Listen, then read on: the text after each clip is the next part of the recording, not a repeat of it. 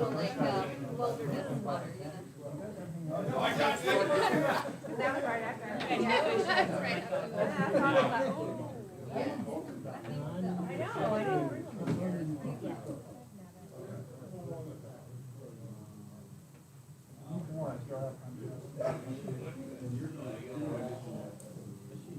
Yes, I think so.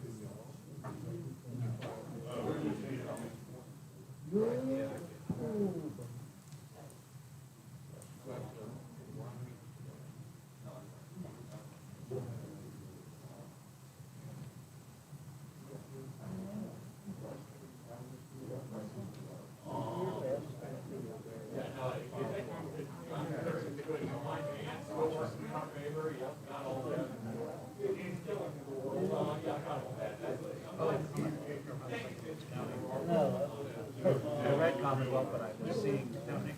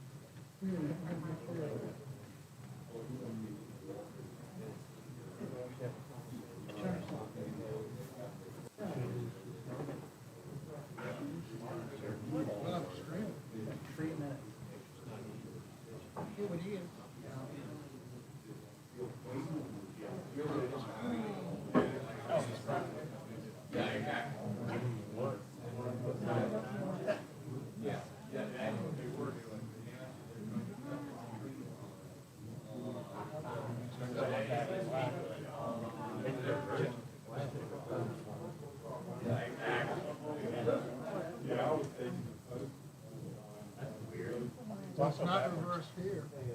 That's what I'm saying. Look for mirroring on this.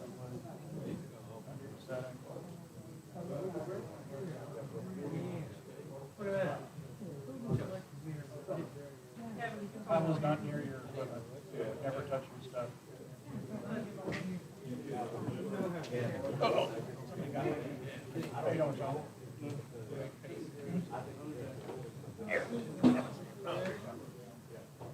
Oh, God. Wow, what's wrong with it?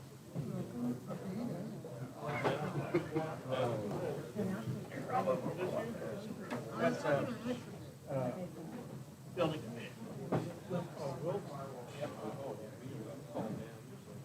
Onions. Probably will. That's how it is.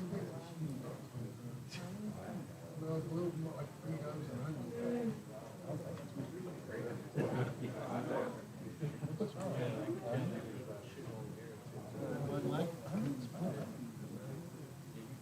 You guys smell anything? Probably Bruce.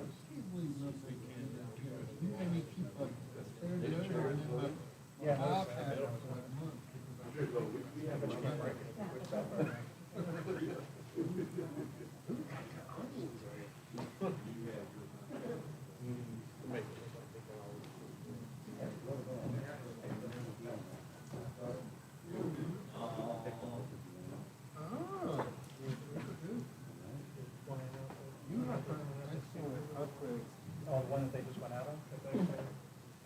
This conference will now be recorded.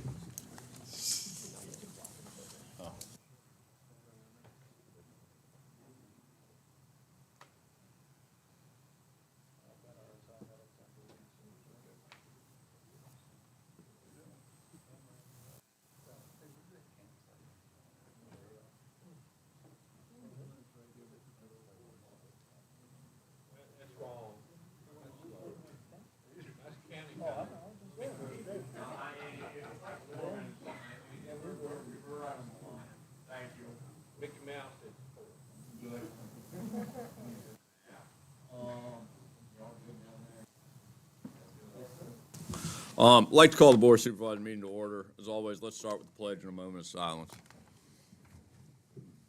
I pledge allegiance to the flag of the United States of America, to the republic for which it stands, one nation, under God, indivisible, with liberty and justice for all.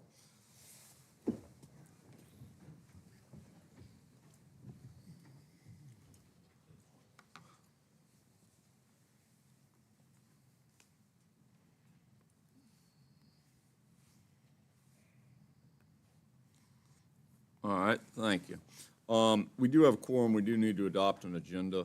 Anybody have anything we need to add to the agenda this afternoon? Anything? What would you like to do? Mr. Chairman, I move that we approve the agenda as presented. A second. Motion made and seconded. Further discussion?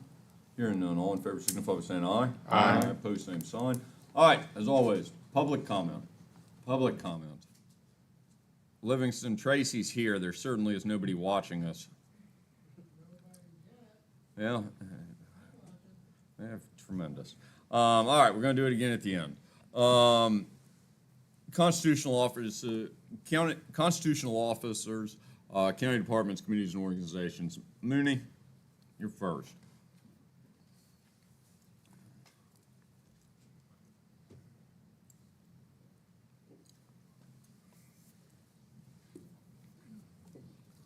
Good afternoon. Just a couple updates. The landfill certification, well, not certification, but inspection went well. We had that Thursday of last week. Everything passed with flying colors. Second, the courthouse. The painting of the courthouse is in process. They put the second coat on today. They're coming back next week to do the bell tower because they're getting the columns I guess they're putting them together, extending them a little bit. So they sent them off today to get fixed, and they're gonna be back up. And the lift is coming in, I wanna say, next Thursday, and they will have that done soon. Right now, we're just doing some maintenance on the buildings and stuff. We painted the windows and the doors of the courthouse. We haven't finished that yet. We're doing that in-house. Also, right now, we're assisting Parks and Rec with the water leak they have out there. We started it today. We probably finish that by tomorrow. Other than that, we're just making it. Anybody have any questions for Mooney? Oh, good. Thank you, Mooney. Take a mic with you, please. Good Lord. Hand it back to Tilly. Sorry, Tracy. I don't know. I work counterclockwise. It's a problem. Tilly, how's the department going? The department is great. Good. Okay, so I have a few updates. So I have a date for the flu shot clinic that Pharmacy will be here on October the 8th from 11 to 1. And then I have AFLAC here all week from 9 to 4 to promote and enroll employees. And then next week, I will be attending the HR session addressing marijuana and the policies in the workplace. And I think that would be good since federal law and state law kind of contradict each other a little bit. It'll give me a better understanding. And that's it. Where's your conference, Tilly? It's in Fredericksburg at the Expo Center. Your flu shot on October 8th at this building? Yes. All right, there you go. There you go. Anybody have any questions for Tilly? Tilly, thank you. Zach, tell us about the Planning Commission.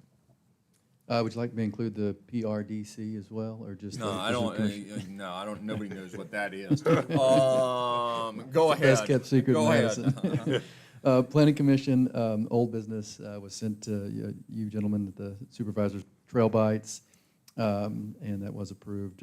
We also sent over some ordinance verbiage for the home occupation. New business, we still have Yates Properties, which is down on 29. We should see them back in the commission in the next couple of months. And then Madison Preservers on their expansion there on 29 as well is the only other new business. All right. Talk about the one that the development group. The PR. No. Yep.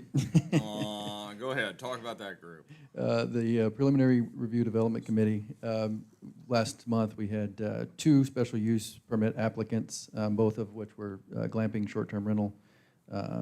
In at Tavern Meander, which is over in Locustdale, they want to add several tiny homes and then also create a wedding venue. And then our the properties up on Leathers Lane that have been through the planning commission a couple of times. The owner there went through with short-term rental domes. Both of those were discussed. Looks like one will move forward to the planning commission. The other one will probably go to by right development. All right, all right. How are the geodesic domes going? So that is the second case that Zach was talking about. A gentleman, Mr. Morgan, purchased 2 of the lots off of Mr. Kelly that border Etland Road and Leathers Road. Both of those lots are just over 3 acres. So as you know, in A1, one short-term rental is a by right, and he wished to come to this committee to see if he could do more or what was the best way. I think he left out with the understanding that really he's kind of at one. We left it up to him if he wanted to go beyond that. So the other, as Zach mentioned, Mr. Seek, who represents Meander Inn and Tavern. I think what we came away with initially was, should it be like a glamping campground type of thing, which would be not public campground. Don't think of people bringing in RVs, but it'd be best for them to apply as an event venue. Because they want to bring in and have 10 permanent lodging units, kind of separate, kind of contained units. They have a little over 78 acres, and as well as convert a horse stable into a wedding venue. So those things, as Supervisor Yao mentioned at that meeting, really are encompassed in an event venue versus trying to do a campground. You can certainly list that in the conditions when you get to it, that, hey, this will be strictly for your business model, but that, if I receive the application this week, will be at the Planning Commission workshop this month. I just did that so Jonathan could talk about his passion of zoning. Anything else? Anybody have any questions for Zach? Thank you very much, Zach. Sheriff? Good afternoon, all is well. Thank you, everybody. We made it through most of our events so far. In discussion with Mooney, reference to our roof leaking. He's working on that. We need generator time, exhaust leakage going upstairs. We're working on that. And Cardi, VDOT reference to down on Route 230 and 15, reference to vegetation covering up some of our state highway signs. Calls are about the same, averaging about 850 calls for service, and the college kids are back, so good luck getting across 29 unless you go to a light right now. So any questions from the board? Which part of your roof's leaking, Sheriff? The A-frame or the flat roof? Flat roof. Excellent. Yeah, Mooney's been up, and we're just waiting on somebody to come back and fix it. It's been about 3 weeks now. So luckily we haven't had no rain. They're supposed to be coming over there between the waiting period between the cupola or the bell Yeah, tower and the roof. So Okay. one day this week. Jonathan, you get that to add to the list for VDOT? Oh, vegetation, yes, that's on my list, and You got other places too, Sheriff. Please yeah, pass them on. I basically, Everywhere works. that's what I basically told the residency office. It's everywhere. I mean, I drive out Locust Hill Park, but anywhere else I'm looking for zoning, grass is taller than corn in most places. The only other one, Sheriff, I know y'all been busy as can be. Out on 15, still seeing crashes. We got an additional signage. See, it's in town now. We're planning on bringing one down. We'll do it there tomorrow. It's still down there. Still bad. I think, Mr. Chairman, are you referring to and the sheriff definitely wanted to chime in. I believe that the most recent or more frequent crashes, it seems to be at the intersection of Twyman's Mill and 15. And I don't know if it's based on some recent development out there. I mean, we're not talking about 100 homes, but there's definitely been houses constructed out there in the last 2 years, at least a few handful, because I see more traffic now in that area. I travel that corridor regularly. Yeah, I'm just talking about the corridor. I mean, there's a bunch of accidents out there, and I mean, y'all, state police, I mean, everybody's out there, but it's just a problem. All right, anybody got any questions for the sheriff? Thank you, Sheriff. Clarissa, please. Good afternoon. Speaking of, we've got a sentencing tomorrow in DUI maiming from out on 15. So it is something that we're continuing to prosecute and take seriously. Today and next Tuesday, the sheriff's office and my office have partnered on a SACI training, sexual assault, I forgot what it's, investigation, something from the AG's office came up to do that. So they were all day today at the fire hall, and then they'll come back with a different group of attendees next Tuesday. We had about 30 people today, and I think we're planning to have about 20 people next week. So it's a really amazing turnout for it. All our local people, I Yes. assume, who else So is it's coming? Madison, Rappahannock, Green, Orange, Culpeper. And it's mostly investigators, a couple of prosecutors and victim witness folks as well, just to make sure that everybody's on the same page. Anything else, Clarissa? I am How's positive. the courthouse painting going? Look, It's great. yeah. I was, they've been fixing up even the stuff around the windows, the sashes, and the shutters are not as raggedy Andy as they had been in the past. And last 3 weeks ago, Mooney, I can't even remember, we took a field trip up to the bell tower, That's good which look. was spectacular. And then the guys doing the roof could not be more courteous and considerate. We were a little worried because the court square is very narrow, that they would be parked there all day and it would cause a lot of bottlenecks. They park there early in the morning, unload, set up, and then they're gone by the time employees start arriving. So we could not be happier with them. Do you have any questions for Clarissa? Thank you, Clarissa. Livingston. Well, I haven't seen you, Mr. Jackson, since your announcement on your engagement. Thank you. Congratulations. Thank you. A spectacular picture, too. Good. Is it on your wall? Yeah, God. It's my screensaver. Oh. That's depressing. Well, congratulations. Yeah, good. That's worse. That's worse. Hanging up the guns. Good. All right, we don't have a lot going on other than tickets after tickets after tickets, and we're doing network changes to allow the time and attendance for the registrar folks, because up till now they've been separated onto their own network, but they're going to have a hole in ours now, and they can do their time and attendance. We changed the domain record recently and scrambled to get it so they could send out the, what? Huh? Distance. Oh, distance. And I'm the musician. But we changed it so they could send out the early voting. This company called Enhanced. But we got in under the wire. We got the new EMS pharmacy online for Mr. Gavin over here. We reconfigured the network settings on that. And we're in the process of making network changes, should be very shortly, to move Clarissa's VSIN to our network and get rid of the old DSL. But that will also be isolated for their traffic. We'll work with the, the state folks, state police to get that set up. But other than that, tickets and projects, that's it. Any questions? When's your new employee start? We're fingers and toes crossed, 16th. 16th. Everybody gets through the process okay. Let's hope so. All right, Alan, do you agree with Bruce's assessment of the IT? That doesn't seem reasonable. Good. Anybody have any questions for Bruce or Alan?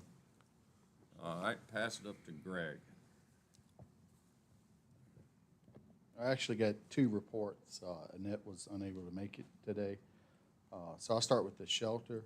A-Quality finished their replacement fencing at the shelter along the road. Actually turned out really well. Animal Shelter attended the Taste of the Mountains Street Festival again this year. They adopted out 4 dogs. And August numbers is 22 adoptions, 19 dogs and cats transferred to rescues, and 4 dogs reclaimed. Any questions for the animal shelter? Anybody? All right. Animal control is about the same for the month of August. Had 84 calls handled in person, 142 handled by phone, and 19 emergency calls. Meetings, we did have a site visit review with Building and Zoning Health Department for potential boarding facility. It's going to be located here in the county, possibly. And currently short one. We advertised, thanks to Tilly, we had like 17 applicants. Held the interviews last week, and we offered the job to one individual. So just waiting for all that, the background check and everything to come back. I would like to thank the Sheriff's Office and Annette for helping with calls, stepping up on and helping with that. That really means a lot. And both trucks now are equipped with Stop the Bleed packets, thanks to EMS and Darrell Preston. And we've actually finished up. We've been working with Mad Cats on a couple of different issues. 3 individuals here in the county had anywhere from 15 to 30 cats. We were able to get all of them vaccinated, spayed and neutered, and a lot of them rehomed and transferred to rescue organizations. That's pretty much it for my monthly report. If you have any questions, but I would like to make the board aware. So part of this job, just like Sheriff's Office or any other job, we work with a lot of other agencies. I was contacted this morning, Greene County Animal Control Officer, Tim Profit, worked with the Sheriff's Office for 11 years. He lost his battle to cancer. So just keep his family and coworkers in your thoughts and prayers. Do we have any questions for Greg? Greg, thank you. Thank you. Gavin? Good evening. I'm also doing 2 reports. Noah is hard at work doing radio coverage testing today, so he's not going to be able to be here this evening. But he does send his regards. I'll start with emergency management. Not a lot of differences between last month. The generator project is still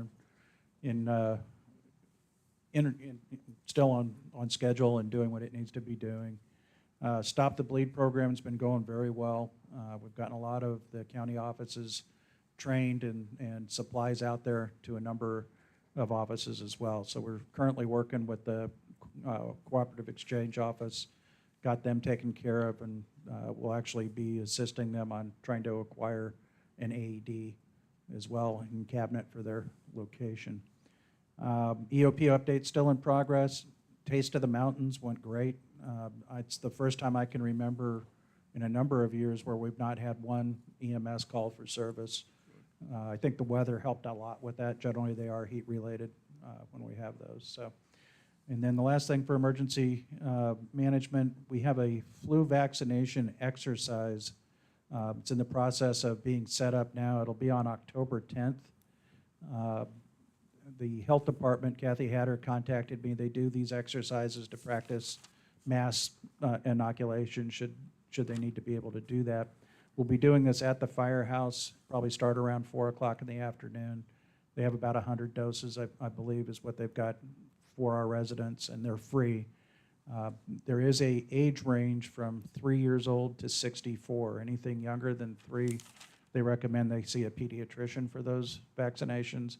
Anything over 64, they, I think it's called an enhanced or it's like a double dose vaccine. So for over 64, 65 and above, they won't be doing those because it wouldn't be What's the date recommended. of that? October 10th, All right. 4 o'clock at the 2 days. firehouse in their meeting room on that. We're not going to do a drive-through this go around. For EMS,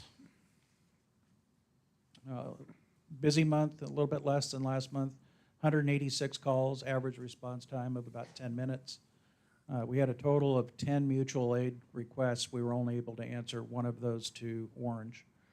And then no units available times. We had 10 occurrences. The minimum was 13 seconds. The max was 3 hours and 50 minutes. I actually went back and looked at the documents to make sure that was a good number, and it was. We just had a string of calls go out at the same time, and one of them was a cardiac arrest with 2 trucks on duty. So they did a good job. Everything got covered, but there was some time without coverage in the county.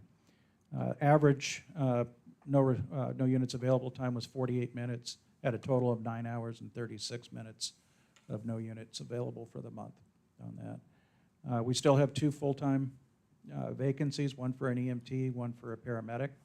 I'm going to be interviewing on Thursday an EMT. She's actually the spouse of one of our part-time medics who used to be a full-time medic with us, and she'll be starting paramedic program in the fall too, so that could work out very well for us. Pharmacy, as Bruce had mentioned, they got the IT end of it done. That proved to be a little complicated initially. It is communicating. Right now we're in the process of programming that machine, getting our items added. I'm hoping in the next couple weeks we'll start ordering our medications directly and test out the system so that we're ready to go by November, should we have to readjust, what have you. The Rescue Squad Assistance Fund is, I think Noah mentioned that last month on that. We are working for the 50-50 to put in for an ambulance and a response vehicle. So we're just waiting for another quote to come back for the response vehicle. I've gotten one already, which is about where we thought it would be. So we'll put in for that. We don't have a lot of confidence in receiving it, but it's definitely worth trying to go that route. And then the last thing, standby events that we had in August. We had one varsity football game here at Madison, one junior varsity in Madison, and then the Taste of the Mountains. And then we've got a lot more standbys scheduled for this month and next. And that's all I have. Do we have any questions for Gavin? Go ahead, please. Go. Yeah, just a shout out. I was down at the transfer station and I saw a citizen down there and we started talking and I asked, how are we doing? How's the county doing for you? And he said both the sheriff's department and EMS and emergency management teams he had to deal with in the last couple months, and he said that you guys did such a great job. He's so happy he lives here and had that support. That's wonderful to hear, and I will tell you that was a common theme during Taste of the Mountains. There were probably 15, 20 people that stopped by the booth to thank our team for what they're doing. Today, I had another lady she called for service yesterday, new to the county, 77 years old, from New York area, and apparently she was in pretty much crisis. And she talked about Tiffany, who is our community paramedicine expert as well, and Caitlin Brown, and how caring they were and how they had her calm, and she just felt like she was in great hands. And that's what makes my day as a supervisor when I hear that. And I even smiled thinking to myself when she mentioned the names, I said, inside my head I'm thinking, well, that's not a complaint then, this is going to be good. But we're very lucky, very fortunate. So Gavin. Yes, sir. You mentioned flu shots at the firehouse on the 10th of August. Yes. Of October. And Tilly said there was one here on the 8th. Right. They're not connected. They're just happened that way. It just happened that way. The exercise on the 10th is, when we did the COVID vaccination clinics, we didn't really do drive-through. In the past, that's kind of been the exercise for the health department. It kind of goes around county to county. So about every 3 years or so, we end up with an exercise that they do. This year, they're going to be doing it here and also Rappahannock County. Yeah. And it's just to give them the practice should they ever have to pull the pin and do a lot of vaccinations. So it's a twofold outcome from that day. It's two different vendors. Tilly, on our side, Orange Pharmacy for employees. Correct. Yeah, and then as Gavin's saying, so it's two different vendors. It's a cycle that Gavin's explaining is why we have two vendors this time. Yeah, and then it's a good problem to have, but it's two different vendors. And one's more focused for the employees, which is what Tilly's doing. Ours is more focused for our residents. I see. Okay. On that. So. And the other thing is, do we have any volunteers left in in EMS in the squad? I have one. Good question. I have one. You have one. A gentleman named Doug Layton. He was our OEMS rep before he joined us as a as a volunteer. I just got an application from him this week for part-time employment. So at that point, I will not have any volunteers. But we had probably maybe a half a dozen people express interest in being volunteers with us from the community. Now, I haven't seen any of those turn into an application yet, but sometimes people think about things for a little bit. But Yeah, I mean, back in the day, you used to see all kinds of advertisements and stuff, looking for volunteers for EMS. I don't know why can't we still do that or give it a shot anyway? we could, and I'd be all for it. Come up with some kind of a coherent plan that makes sense to get the word out. The big limiter for us is a typical rescue squad for volunteers. When they come in, they're going to train you. They're going to pay for the schools. They're going to pay for all that. I'm not saying that we shouldn't do that also, but it's not part of our budget, calculation at this point. So we're trying to attract those who already have certifications. So Doug Layton, for instance, he is a paramedic, and so that's great when we get somebody who wants to volunteer their time. So. Well, no, maybe that is something we should go down the path on. I haven't heard that in a long time. I will tell you, it's less expensive to train an EMT than it is to hire one. I think it's something, if it's fair to say, Gabriel, I'm going off my memory hole here, but I think it's something that we tried initially as there was the transition of volunteers going offline, but volunteers maintaining within EMS. So Yeah. it's just really who's available. And to further that, you hear a lot more of Gavin and/or Chief Hillstrom when he's here talking about part-time. That's kind of the sweet spot where folks are like, well, maybe full-time somewhere else I'm traveling, but I can throw my hours to you on a part-time basis. Yeah. Doesn't mean we shouldn't try it. I'm just kind of giving you where we've been and what it's basically market-driven who's available. We certainly will not turn away a volunteer. If you know of any of them, send them to Gavin. Yeah, please do. And I got to tell you that it's very difficult for anybody to volunteer these days and hold the certifications that we have to carry. Just being an EMT requires tens and tens and tens of hours of certification work that they have to do to maintain that. There's driver training, there's uniforms, there's a lot of stuff that goes into that. But I'm all for it because they're still going to be less expensive for us to get a volunteer on board.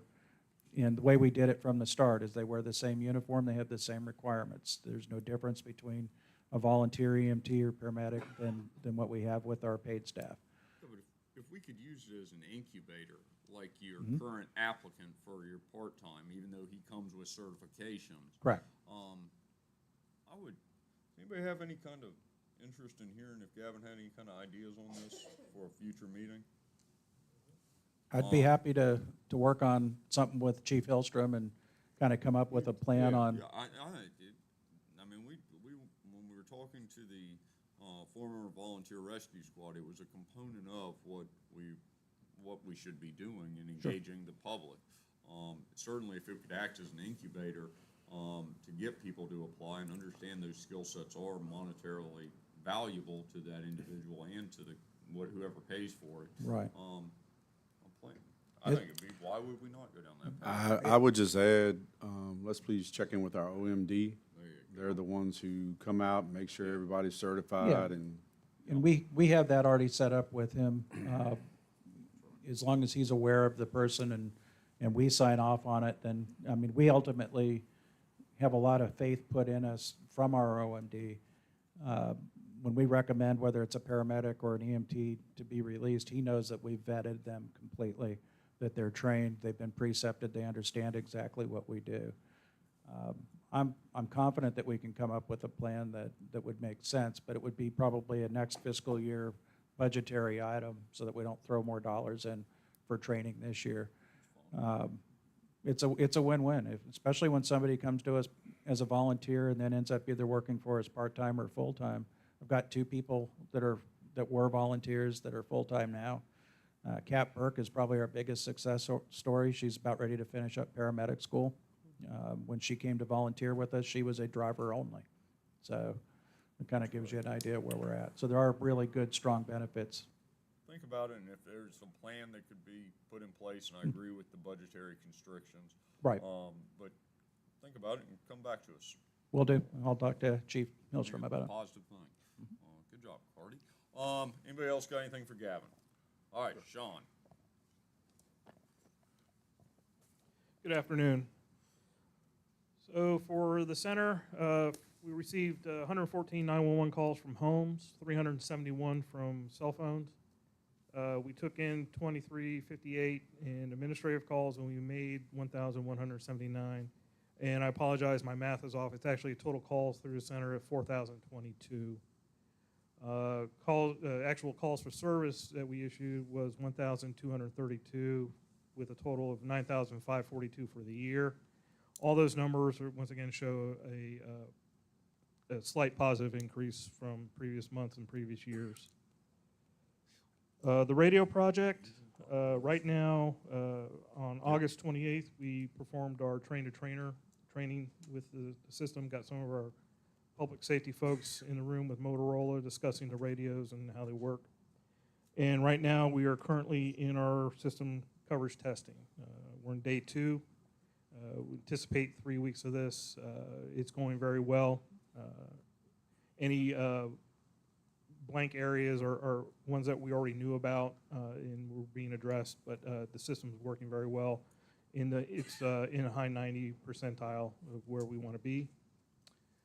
For staffing, I have my one dispatcher in training, which she'll be attending the academy in October. She's doing very well at training, very quick. She's picked up on things very quickly. My supervisor position that I wanted to discuss, we'll discuss that later in the agenda. I have one dispatcher vacancy right now. I do have the application process open right now because yesterday I did receive a 2-week notice. I'm losing a dispatcher to a neighboring jurisdiction.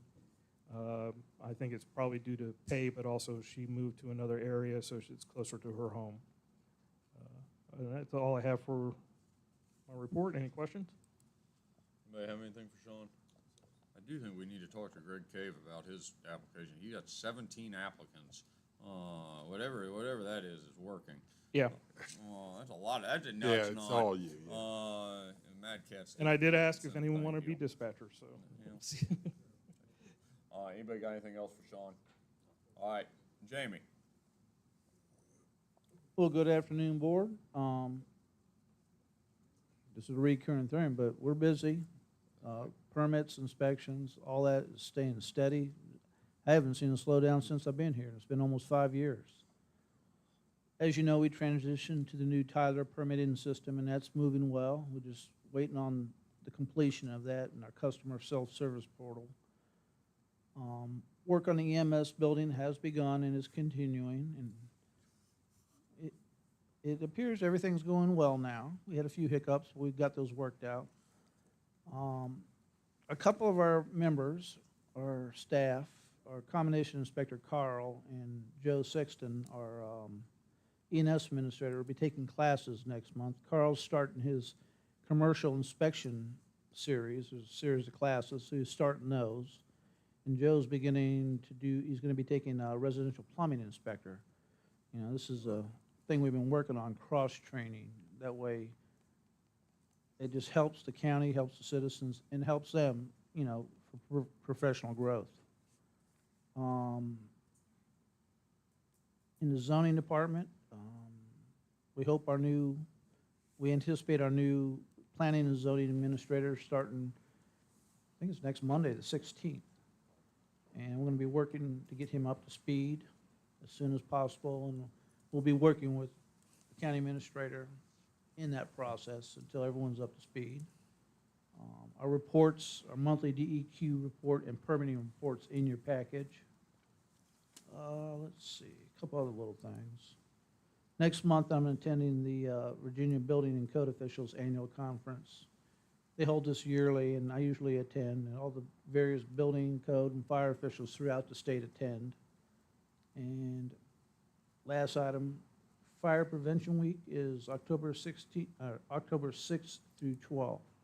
We got a link on our page to help promote that for the fire service, which basically affects us as well. And that's pretty much it for now, unless you have any questions. Do you have anything for Jamie Wilkes? Thank you, Jamie Wilkes. Tracy? I haven't gotten to do my formal thank you, but really thank you to everyone in the community and the Sheriff's Department especially, and Mooney and everyone for Taste the Mountains, and the football team as well for handling the trash. And it is hearing things like Gavin had already told me that people came by and thanked them. That really does kind of make you feel good. Also the busiest time we've had for the beer and wine tent so far as well. That was good. And people did well. Small vendors making necklaces did $1,500 in a day. Yeah, they did well. So it was a good day overall. Despite the dire warning Brian put out the day before, we did have 2 vendors that canceled because they thought it was going to rain all day. But it ended up being perfect, so it was great. And the reason I haven't gotten to my proper thank you is because we had that Firefly event yesterday, and I want Jonathan Weekly, Mr. Weekly, to go over that, but thanks you guys for attending that as well. I attended the Go Virginia Wine Cluster Growth Advisory Board grant meeting. We are getting some outcomes. The formal report will come out in October, and we'll be looking at a planning grant and ways to implement the findings of that. Attended the Preliminary Development Committee meetings and Economic Development meetings. Attended the Town Community Development Block Grant meeting on August 8th, the next one September 19th, I believe. Attended the Central Virginia Partnership Board meeting and presented Plow and Hearth space as the project highlight.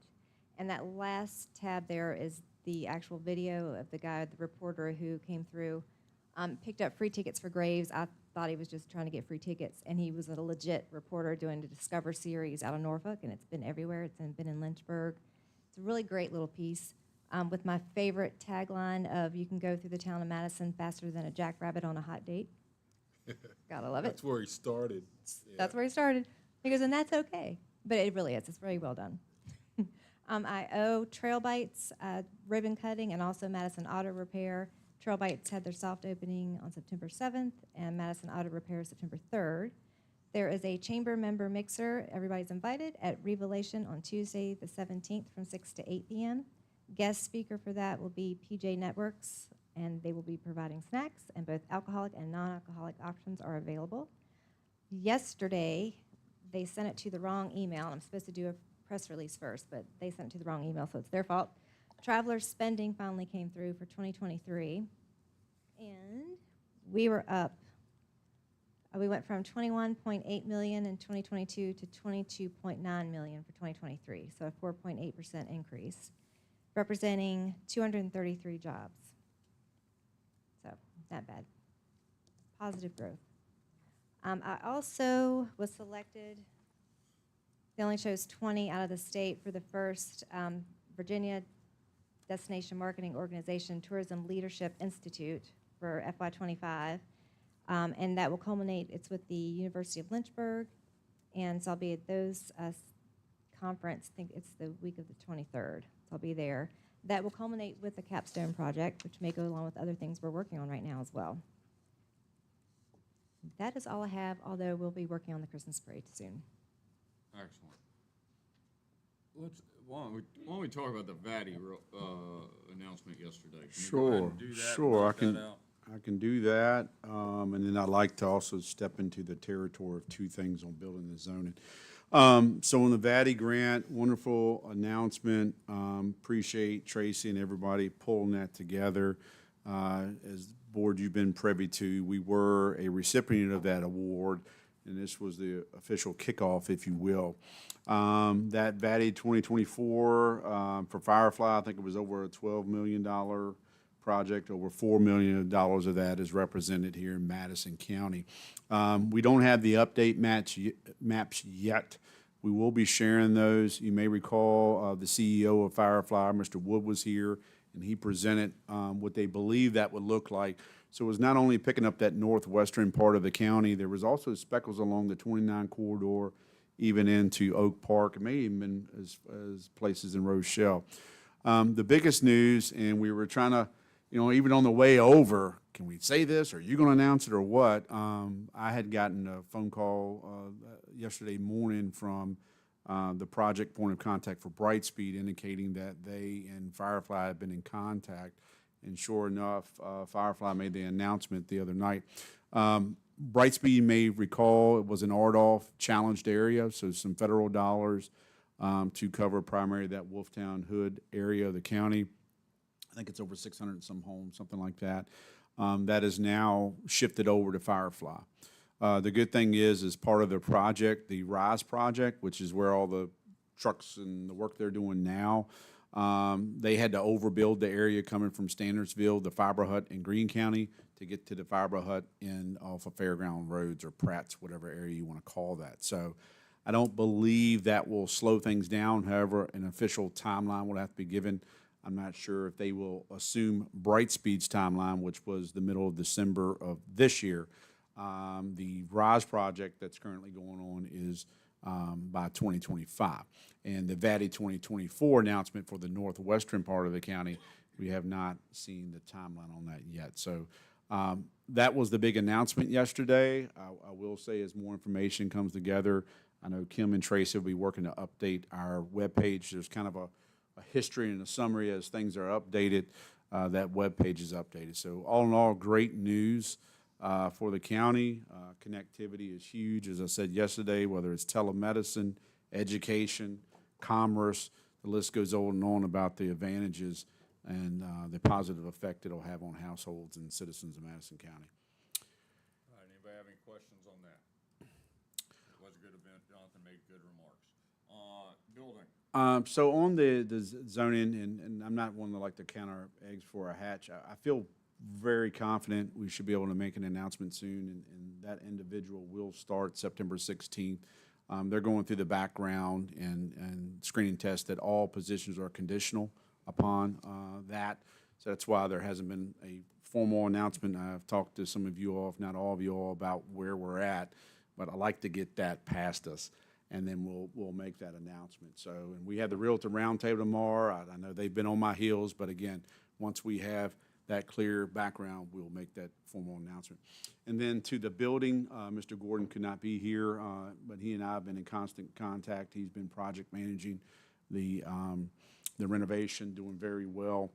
Our plan is the second meeting in September to bring you that contingency. We talked in May about potentially or making a request to the Board of Supervisors to shift funds that were parked in the radio project, which were there anyway for contingency of that. We feel very confident that there's enough monies left there to move some of that over to cover, to set a contingency for that project. So look for that in September. Most likely we'll send that out to you all in advance, and it'll definitely be in the packet for everyone, including the public, at your next meeting. So those are the two items I wanted to cover for building and zoning. All right. Anybody have any comments or questions on that? All right. Ms. Davis, am I supposed to call on you for something? I've called on everybody else, and we know like Gracie's here. Well, good. We're glad to have you. I just don't want to leave you out. Consent agenda. 8/27/2024 and 9/04. We've got minutes. We've got supplemental appropriation number 5. That's for $12,266. Supplemental appropriation number 6, which is $6241.53, and then we've got supplemental appropriation number 7 for $29,846. Anybody have any questions, comments, need an explanation? What would y'all like to do? Well, the only thing I would say to my colleagues here is that the number 7, that is a use of restricted fund balance, okay? So that's not like coming out of our unrestricted. It was already designated. It's just in fund balance. I asked that question the other day when I saw this, like, okay, is this coming out of our unrestricted? It's not. It's restricted. So that was already there. Anybody else? So I'm moved to approve the consent agenda as presented, Mr. Chairman. Motion made and seconded. Further discussion? Hearing none, all in favor signify by saying aye. Aye. Aye, opposed, same sign. No special appearances, no public hearings. Mr. Weekly, I'm not even gonna call on you, I'm sorry. Board of Equalization update. We need 3 to 5 members. We all have yellow handouts up here. We're going to go in closed session. We're probably going to have action afterwards. Anybody else have any comments about this? All right, do that in here shortly. New business, facilities and maintenance UTV request. Mooney, come up and talk to us about what you're thinking.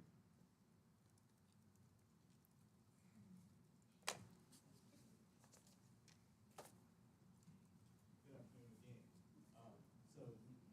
The Hockey League has a UTV that will help us out tremendously. All right. All right, too. So the Hockey League has a UTV that they're trying to get rid of for a fundraiser that will help us out tremendously in the county. We're not trying to ask for more workforce. We actually are down since we can't use the inmates to help us, and we can't really, rely on them. So the reasoning for this will help us spray. We'll get the town sprayed at a timely fashion. It would also help clean sidewalks off. It would also help us to just run around and do our normal daily tasks without bringing out the trucks and stuff of that nature. We can spread sidewalks with it. We can. It would be a great benefit for the county to purchase this. The item they wanted was 10.6. I talked them down to 10.5, and then I told them, look, we give you 10,000 for it, and they was like, we got to go through the board to see if they approve it. They called me back and said that yes, they will approve that. I checked some local vendors, not the same unit, but it was a local vendor around here had one that's equivalent to this. They wanted 19 for it. So I think that this Kawasaki Mule would be a good workhorse for us. We had one with the school years ago, and the thing just lasts forever. So with your approval, I would like to be able to transfer some funds to make this happen. It wasn't originally in my budget because I didn't know that I was going to find one at a great deal with only an hour on it and still have 2 years of warranty. All right. Jonathan, talk to us about funding, and then we're going to go to questions for both parties. Go ahead. So before getting into funding, I will say this will not only, should you approve today, be a facility maintenance asset, it will be primarily housed and used by facilities. We make other visits, whether there's overlap with 911, Mr. Gordon, when they make these tower visits. PRA, I think their unit right now is needs to be repaired. So this would be a Madison County asset. Mr. Gordon and I talked today. I know there's been other departments. Oh, Gavin left. Maybe he doesn't get to use it. No, we talked about EMS and fire. So depends on the weight you may put on the back of that. It may be opportunities. I'm not promising this, but we're exploring it, of opportunities to buy additional skids that could be housed elsewhere for multi-purpose. So yes, the primary use would be for Mr. Frazier and his team, but as always, we look to see where we can use assets somewhere else. As far as the monetary or how to cover this, when Booney brought this to our attention, Ms. Warren, who could not be here today, she's out. Hope she feels better. But we talked about this at length, and we looked, instead of draining down the operational fund, we looked into our CARP. So CARP is capital, but CARP is also an area that rolls over year to year if for some reason you didn't use certain monies. So instead of going into the CIP, like where your EMS renovation and other projects live, in your CARP, there was $30,000, 20 of that 30, and this is in your paving. It's labeled paving, but think paving, concrete, whether it's sidewalks or addressing steps and things of that nature. 20 of that is when we set aside some money, we thought we were going to be handling the Washington Circle demo. You all, and thank you all, decided to redirect us on that. So there is funding there, should you approve it. So staff does feel like it will not leave you short I did talk to Mooney about maybe some other areas. I think there's a sag in a parking lot, small section, we're not repaving the whole parking lot. At Social Services, I think there's a spot at one of our other lots that will still have adequate funding there to address those needs. So that's why we feel like for this purchase, we would need the board's blessing to transfer that monies, but that's where we would take it from. All right, what questions, comments we have on this? 10K is a pretty good deal on the side-by-side. 400 cc's is a very small side-by-side. That's my only real concern. That it would do what? I don't know, that's a very, We talked about sidewalks, because I remember the chairman shared that concern with me, and Mr. Frazier and I talked about that, and he feels certain as far as the sidewalks, it would be able to push snow. I don't know if the plan is to plow streets and parking, but certainly I believe the sidewalks is what we talked about, that it would be able to handle that. The biggest thing is help sand those sidewalks so we can actually get in here at a timely fashion, so staff is not at home on snow days and we can get it done faster, so, and safer.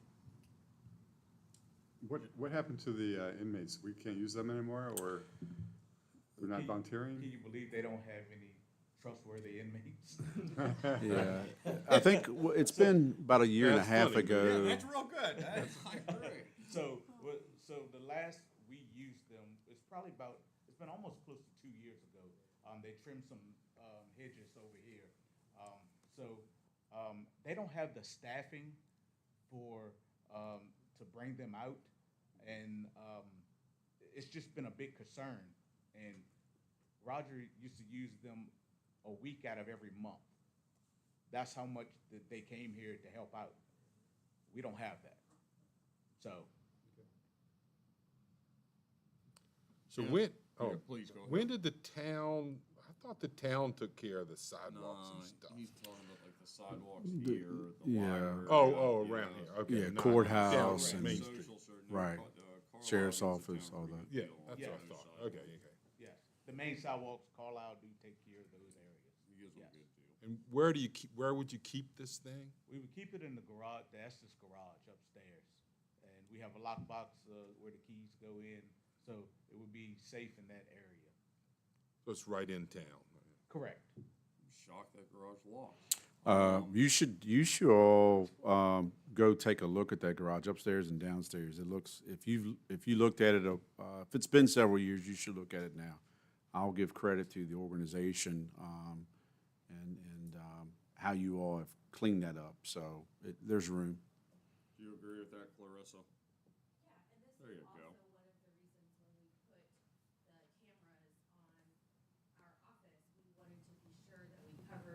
The garage and the parking lot because they were using it more and more, and we knew that there would be valuables inside. Excellent. Jim, you have comments, questions? What do you all want to do about this? And it's my understanding, I talked to Mr. Warren about this, it's really, you all are okay with me doing this. If it's strictly CIP itself, yes, a board vote. So not an official vote, but I tend to not like moving money out of paving and sidewalks without conferring with you my idea, or our idea. I think we should do an official vote. Even if it's required or not, it's still a bunch of money. What would y'all like to do here? The motion, if Real you should simple. choose to make one, is to authorize the county administrator to move $10,000 from the facility and maintenance CARP funds into the facility and maintenance operations funds for the purpose of purchasing the UTV as described here today. So moved. Second. Motion made and seconded. Further discussion? Hearing none. All in favor, signify by saying aye. Aye. Opposed, same sign. Thank you, Mooney. Thank you, guys. All right. Sean, come up and talk to us about the new supervisor position.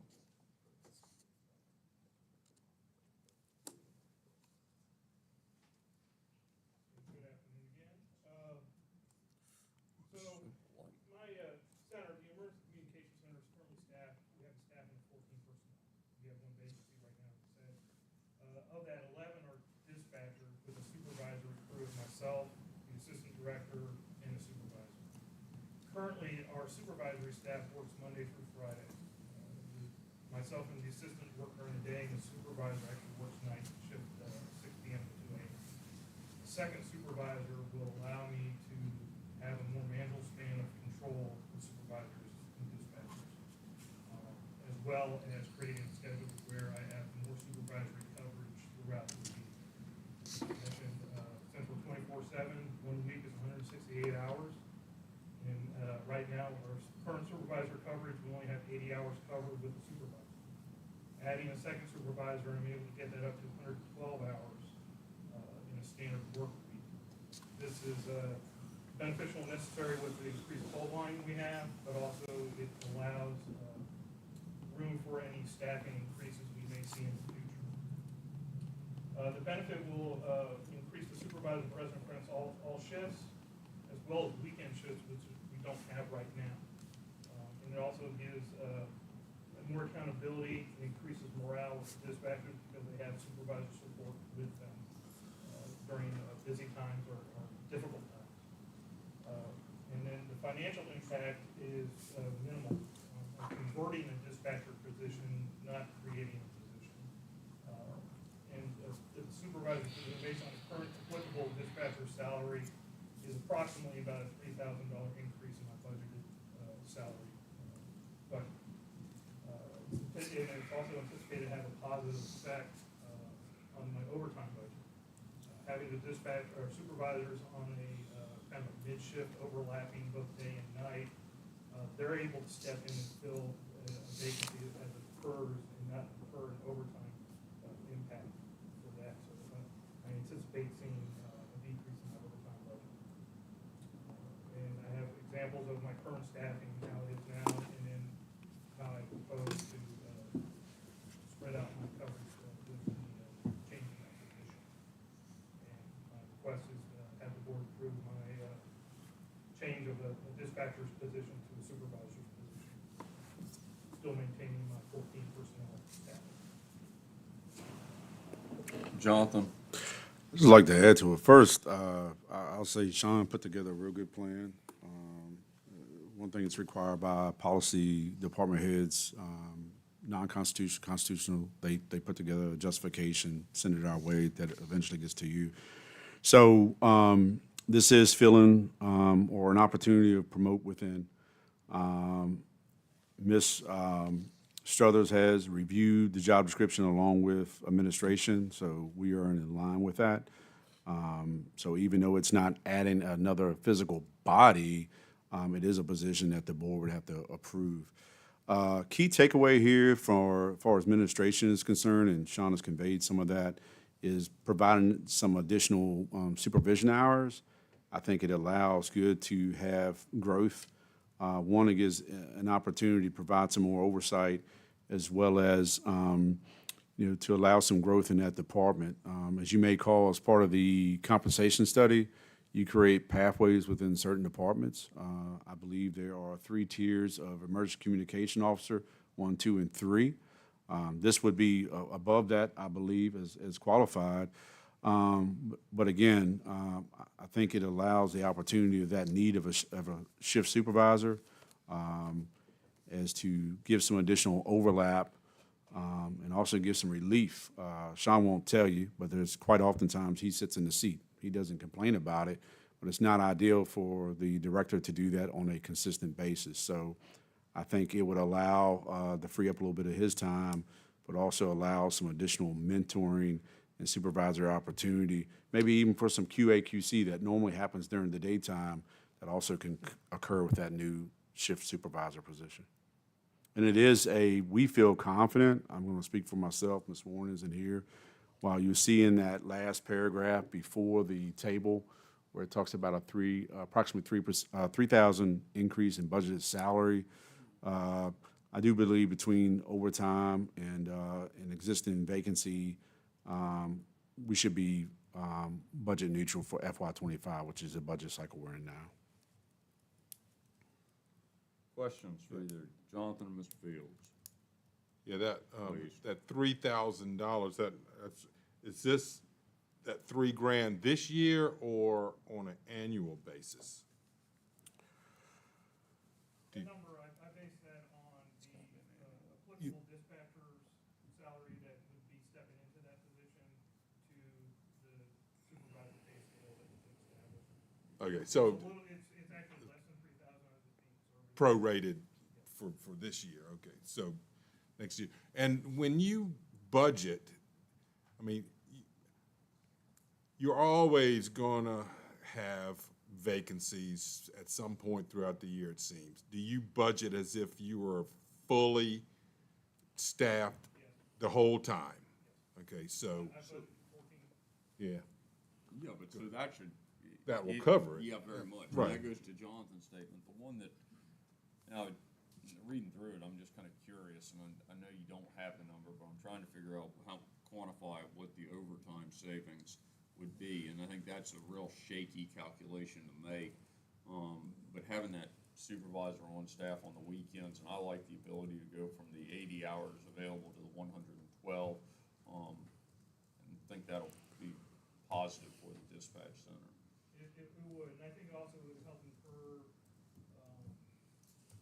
confidence among the public safety environment. So what do you do, Sean, when, all right, from 0-200 to 0-800 every day, there's no supervisor there. So when somebody's got to make a call, I mean, you know, somebody would have to make the call on something if something came up. There's a pecking order going on or what? You know what I'm saying? I don't know. Yeah.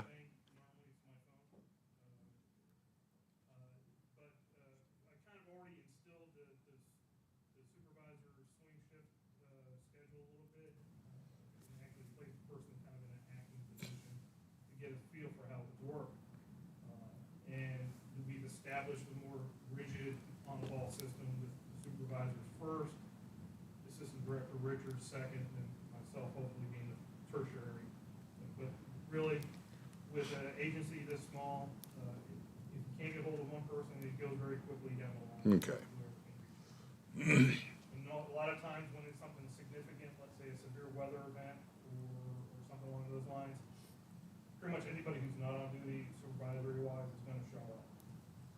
We all chip in. I think it's imperative, if I may jump in again, I think one of you said it. Sean does a great job communicating with public safety. There are times that myself or Brian may sit in that group. So really, this is a way that, you know, Sean is taking that feedback and again, providing a little more overlap with oversight. So we think it's a good thing. I think it's good for the public safety beyond just the dispatch center. I think there are positive effects from this amongst the public safety group.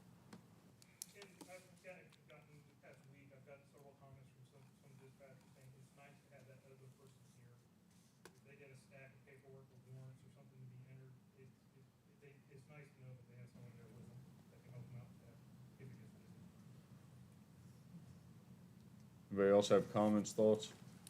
We do have a recommended action item. What would y'all like to do? I think this is a good plan. I think we've been talking about this for, 3 or 4 months now, lightly. I like that you're willing to take a seat at the chair and do what you need to do. I mean, it's not just what we expected, what we know you will do in this position, but then the other one, to have that redundancy and supervision at more hours is just positive in every way, especially with minimal cost. What would y'all like to do with this? Well, yeah, Mr. Chairman, I move that we approve converting the dispatcher position to a supervisor position. Second. Motion made and seconded. Further discussion? Hearing none. All in favor, signify by saying aye. Aye. Opposed, same sign. Thank you, Mr. Fields. All right, discussion. New attorney position. Come on up and talk to us, Clarissa.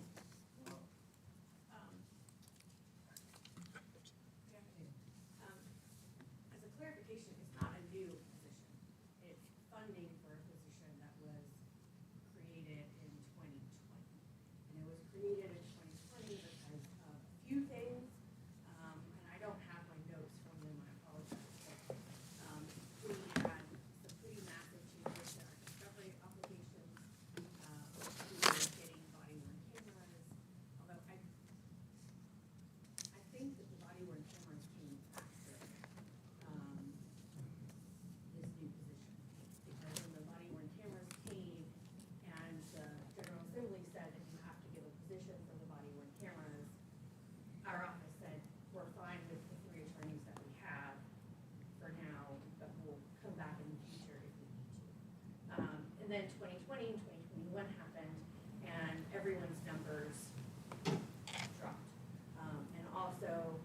Mr. Hamilton, he left and he went to Clark County.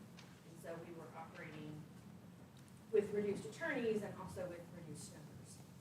Now our numbers are back to where they were, essentially in 2020, with the addition of some other significant law changes. We're having more probation violations come. We are having, there's Greg. We were in court last week for 5 pit bull puppies and Billy Goat. So if anyone knows someone in Etland missing a Billy Goat, let us know. So we're doing more kind of things that we weren't doing before. Before also the numbers, the case numbers that the cop board used only counted felonies in circuit court. Now they've changed that formula, so we're resolving cases in district court, so they're not going out to circuit court. That doesn't mean that there's not any more or less work going into them.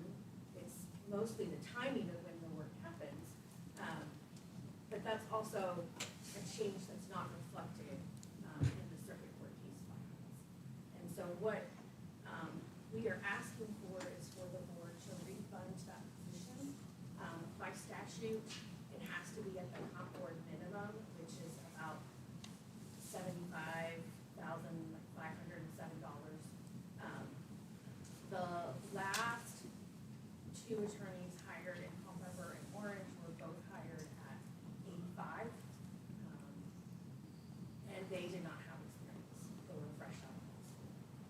I am hopeful that I could find someone for 75 or 80, but I don't know. I'd also like to have some flexibility that if we had someone interested in a part-time position, that we could hire them in hopes that we could generate some more attorneys in private practice here. If they're going to be here part-time for us, we can also handle civil matters, maybe even criminal matters in other jurisdictions. But we're trying to open the opportunity as wide as we can so that we can get the best candidates possible. Included in that, and I doubt anyone probably went and clicked it, is a link to the Commonwealth Attorney Services Council employment page. And that lists on average about over 40 positions open right now in Commonwealth. At one time, that was going to be a 10 or 15 openings. I am hopeful that we are going to be timing it well to capture folks who are just graduating and who have just found out that they passed the bar. Those results normally come out the first half of October. So I am here to answer any questions or any additional explanations that you would like. Jonathan, you have comments on this one? Just as always, and I thank Ms. Berry for putting forth the memo and kind of walking through the past funding and how this position was used. We asked Ms. Warren, like we do with any position, just run the numbers. Chris did a very good job of going out and really canvassing what this position would command and market. So based on that, Jennifer ran some numbers, and whether it's 75 or 80, I think Jennifer tried to capture benefits and things. So the net increase expense would be about $17,000 once you take away all the other coin or other funding that's available to cover that position. So net increase is about $17,000. Really, For this year though, Jonathan, or for on an annual She basis? just put net 17. So I would just say expect that for, I would say expect that for 12, because if Ms. Berry is saying their salary would be 80,000 per year, then I would say that 17 is on an annual basis. We didn't break it down based on 10 months, 9 months if this position was hired tomorrow. Okay. I would say that, as far as when I looked at it, reviewed it, I mean, caseload, certainly. I think she's done a good job of illustrating that. I know when I look at the court docket or even what's reported in the newspaper or even online publications, it's just mind-boggling the drug convictions alone here lately. The numbers are up. So really, go ahead.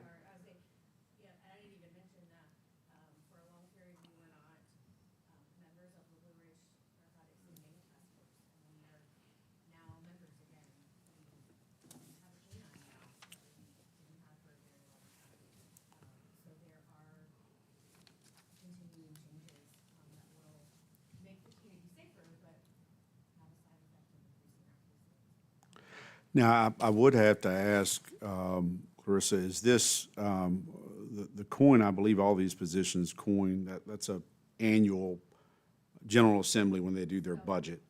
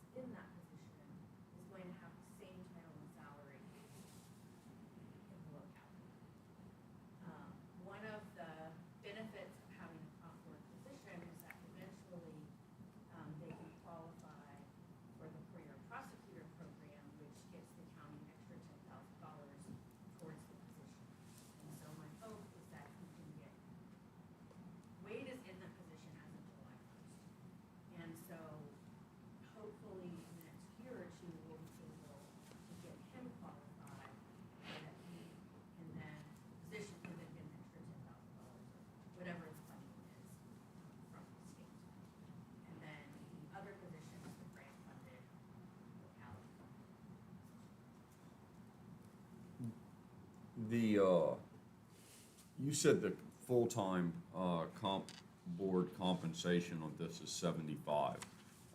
Is it just prorated down on part-time, or is there a number that's associated with that? So it's not, the number that we use is the 45, that's the grant amount from DCJS. All right. And that's in line with what I have seen on the website and advertising now. All right. All right, so we're essentially saying with the 80 and the comp board doing the 70, or the comp board doing 75, and we would be potentially offering 80, that we're putting 5K cash up and then covering the benefits that are about 12K. Bring it up, please. And the part-time would just be the 12K, basically, for the benefits package. Who else has questions or comments on this one? Please, Jim. Ms. Berry, just to clarify, and I may have missed it, so under the current statute, is this position and the accompanying funding currently in perpetuity, or is this something that has to be reauthorized every biennium by the General Assembly?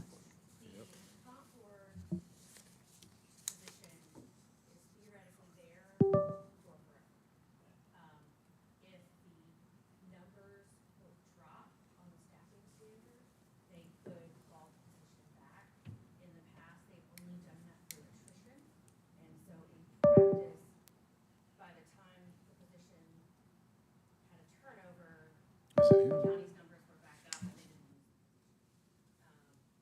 use the other position, the grant funding part is something that we have to do every 2 years or so. And that is not guaranteed. That's that 45,000. Chairman, I just wanted you to see, that's the breakdown Ms. Warren provided. So funding, as Ms. Berry is speaking of, which is the compensation board, and with the net increase, okay, there you go. Oh, yeah, no. There's your breakdown.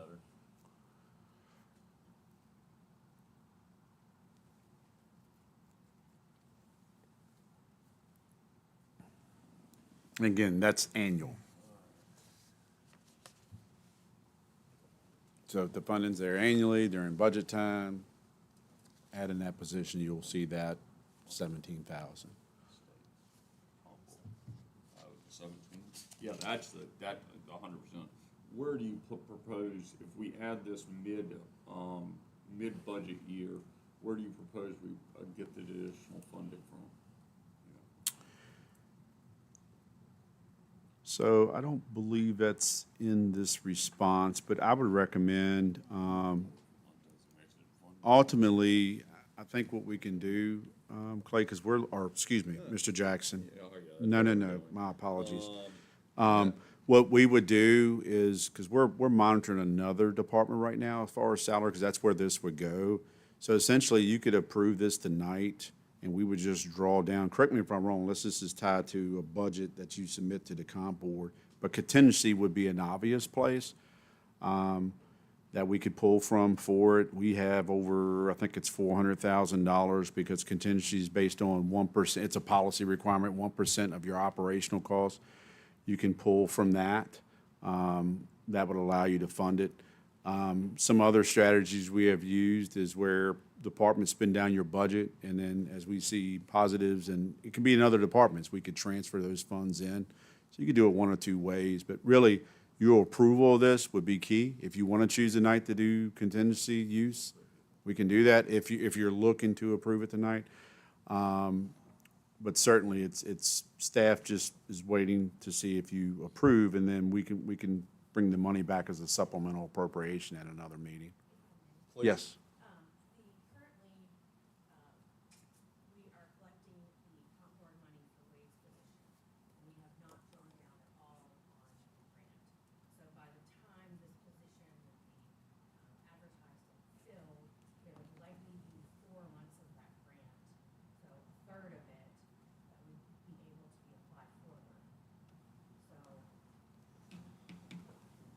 For this year.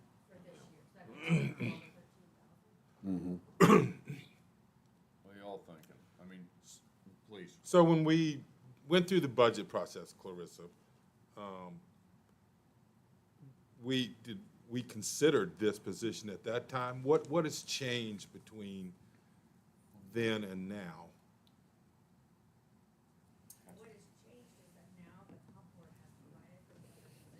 Okay, so when we were doing this back in March, they had not. Oh, okay. Yeah, I thought something. This is solely based on the availability of funding, is what this looks like. And your framing of the needs to Madison County justifies it, but the comp board will give us the money to fund a significant portion of this at this point. Yeah, that's what I'm getting to. They're short a couple $1,000, but we're fixing it. Yeah. And my other thing was, I mean, if there's 40 positions open right now, I don't think we have to go in above the $75,000 minimum to get somebody. If there's 40 of them out there, you know. Not 40 applicants, 40 job opportunities. 40 job opportunities, yeah. You're saying that you think. That's waters it down, in my opinion. That's not a lot. Huh? That's not a lot. That's not many positions. That is a lot. I'm saying Well, you if can go with up, 75. Go up in that email. No, go the other You're way. saying- I want to show you the Rangers right No, I know. there. So just, there's additional analysis in that email, again, based on Carissa's poll in other places, but to, Right.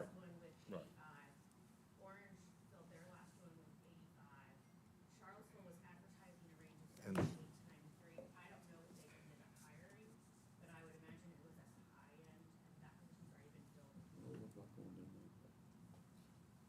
what's that? I think we have two paths. Well, we got three paths. We certainly can say no, just cut and dry.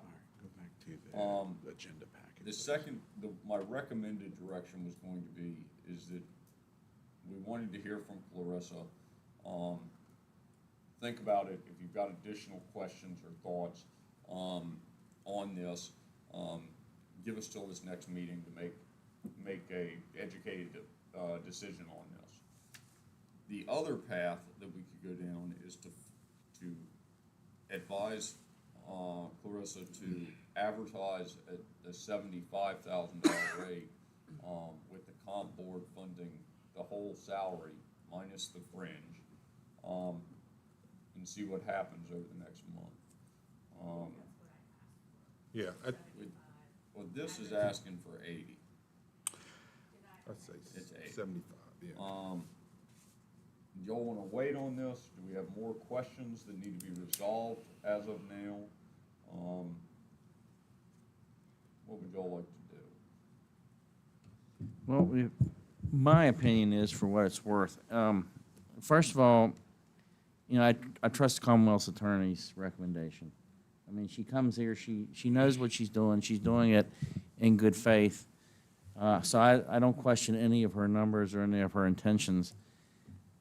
If we look at, and I'm thinking back to the school resource officer situation, you know, we had the additional funding. Of course, we had to up our spending some more. And it's like, you know, as something else comes along, we have to add a little more spending. And it's, you know, that kind of a snowball effect. We all know that, with limited availability of taxpayers' money. But for what we have to put out for this, in light of where we are right now as far as crime and society, I just really think that's something we should pursue. That's my opinion. So, all right. At the 75 level to start off with, and if we have no success in the near future, we can revisit that. Who has comments or thoughts on that? On the 75 specifically? On the Yeah, that's- 75, let's cover it. That's Right. what we advertised. We approved Clarissa to go ahead and proceed with this at this point tonight. Yeah. Is that what we want to do? That's my opinion. Let's do it as a motion. I think seems like a very responsible direction to go. Okay, well, Mr. Chairman, I move that we authorize the Commonwealth's attorney to advertise and implement this new attorney position, and that the salary is set at $75,000. Second. I know I just said it, but almost, just as a discussion item for the motion and second. The 75 is straight salary. The county would be covering the Yes. additional fringe. Yes. Just want to make sure it's 100% right. Yeah, what we're tracking is the salary. There's some fringe that may be allowed to be picked up, but the county would cover the remainder. Very much. If I could suggest that Mr. Jewett make his motion for the comp board minimum salary, because I think it's 75 and some change. Okay, I'm sorry. Go back. Yeah. 560. Before we change, go back to the email that Kim zoomed in on that said something about 83. That's with the fringe benefits. So is the funding level all the way at the 83? It picks up some of the fringe. benefits. So we're just using, all right, think. that's fine.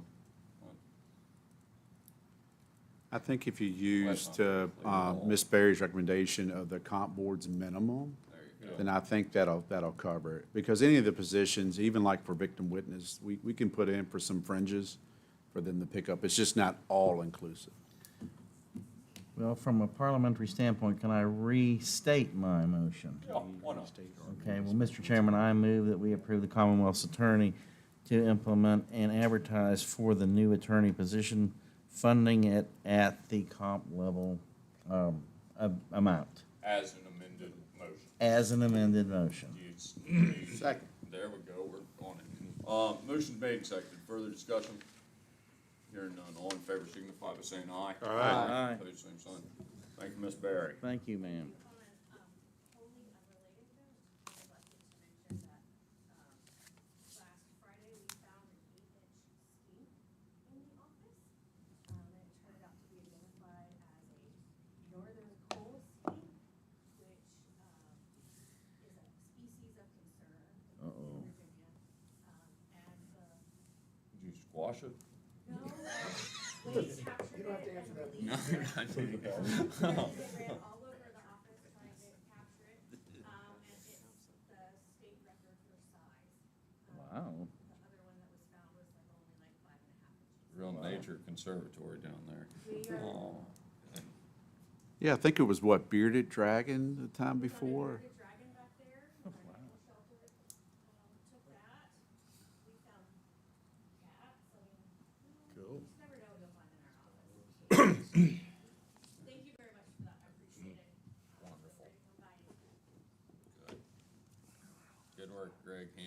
Miss Berry's reptile problem.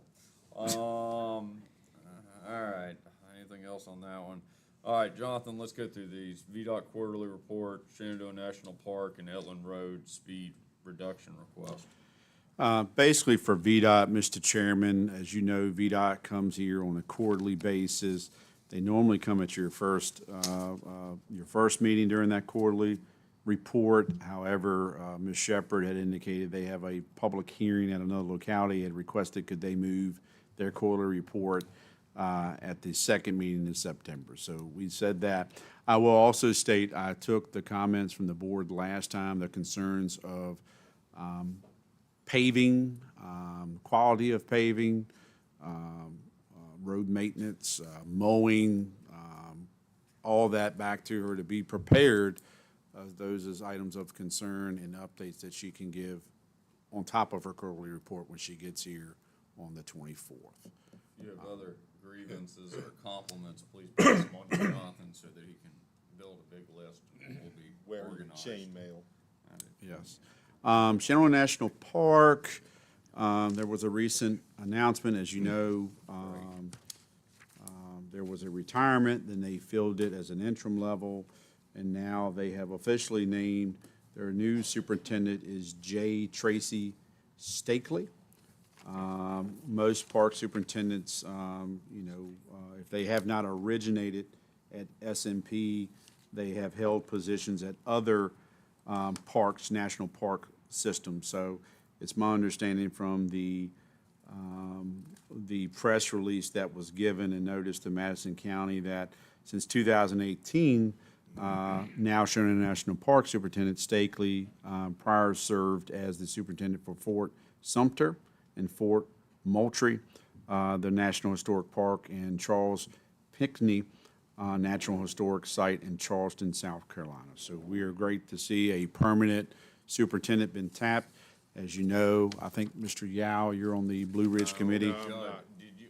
Mr. Buchanan, forgive me. Coming up. I think it's imperative, that committee was always a fun one when I was on it, but it's imperative to keep park relations going. Not only that committee, but just park relations in general. We were in constant contact with the superintendent with our wildfire last year. We hope that's not the reason we have to be in contact with the park, but having that straight point of contact is crucial for all counties that make up Shenandoah National Park. And then lastly, I think Mr. Yao would like to speak to a speed concern on Etland Road. Yeah, thank you. So I've been approached by a few people on Etland Road that they'd like to see.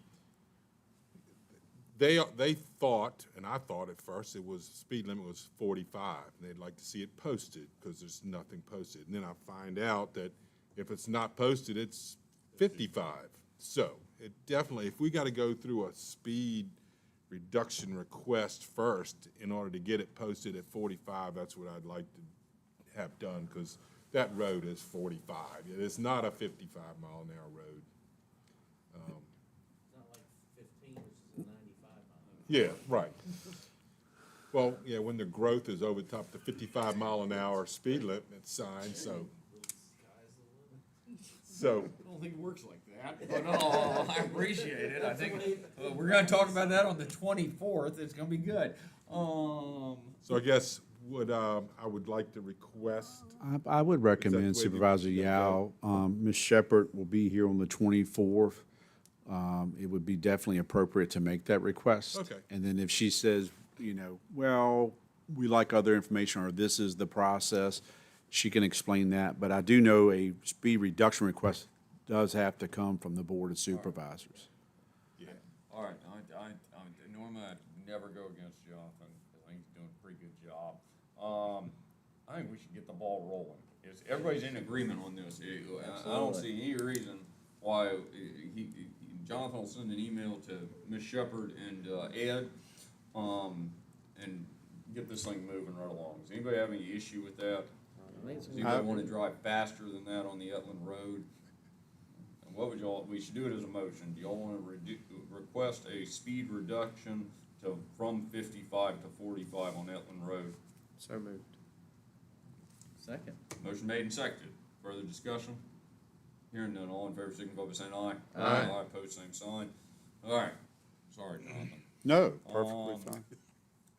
Anybody else got any information or correspondence they feel like they want to talk about? All right, public comment, we're back to public comment. How have we done, Jessica? Yeah, it's only because we put you on the spot. Any public comment online? Who's watching us? Wow. We didn't even talk about Leathers Lane. All right. Or public comment. noise ordinance. Yeah, there you go, exactly. Public comments closed. Thank you all. We do have a closed session. Mr. Yo. Yeah, I move that the board convene in a closed session pursuant to Virginia Code Sections 2.2-3711A1 for personnel. Second. Motion made and seconded. Further discussion? Hearing none. All in favor signify by saying aye. Aye. Aye, opposed, same sign. Thank you all.